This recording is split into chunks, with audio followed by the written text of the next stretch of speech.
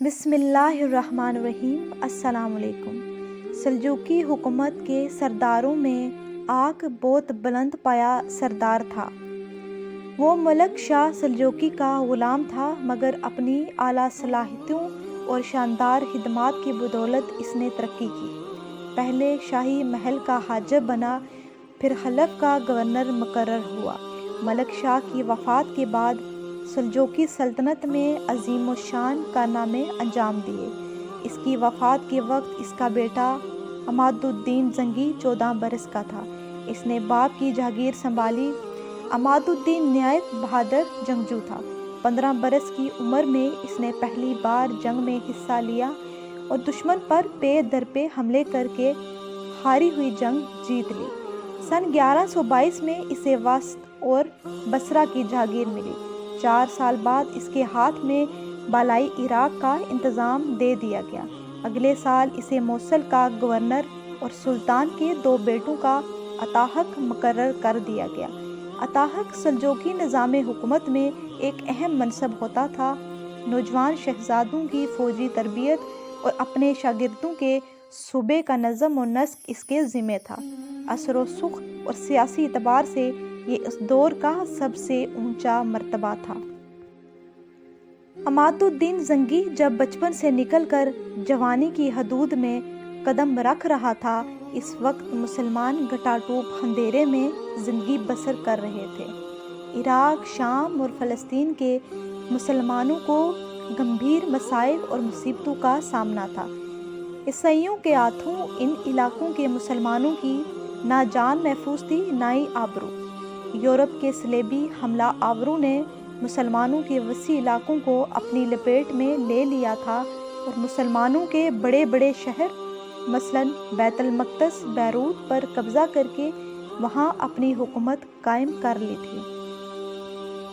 عماد الدین زنگی وہ بڑا عادل اور انصاف پسند سلطان تھا۔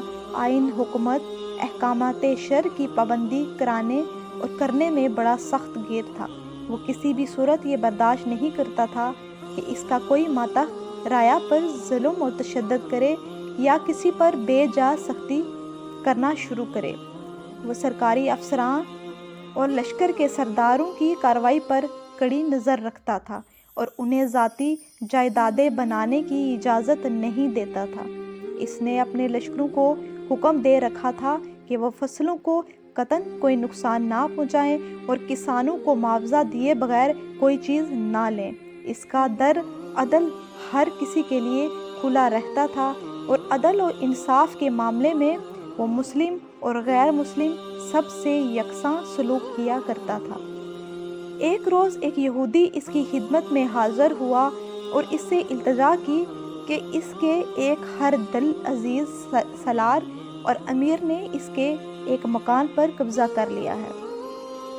وہ سالار سلطان کے پاس موجود تھا اور بڑی مقتدر شخصیت کا مالک تھا، اور پھر سلطان کے نزدیک بھی بے حد محبوب اور محترم خیال کیا جاتا تھا۔ لیکن جب یہودی نے سلطان کے سامنے اس امیر کی شکایت کی، تب کہتے ہیں سلطان نے اس امیر کی طرف کھا جانے والے انداز میں دیکھا۔ اس موقع پر غصہ اور غضبناکی میں اس کی آنکھیں آگ برسا رہی تھی۔ کہتے ہیں اس کی یہ حالت دیکھتے ہوئے اس کا وہ امیر چپ چاپ اپنی جگہ سے اٹھا اور یہودی کے جس مکان پر اس نے قبضہ کیا تھا فوراً خالی کر کے اپنی رہائش کے لیے ایک خیمہ نصب کرا دیا۔ وہ جس قدر بہادر، شجاع اور عادل انصاف پسند تھا، اس قدر سخاوت کرنے والا بھی تھا۔ اس کے اس وصف کی بدولت بعض مورخین نے اس کو ابو السخاوت کا خطاب دیا تھا۔ میری مزید اچھی ویڈیوز کے لیے میرے چینل کو لائک اور سبسکرائب لازمی کریں۔ شکریہ۔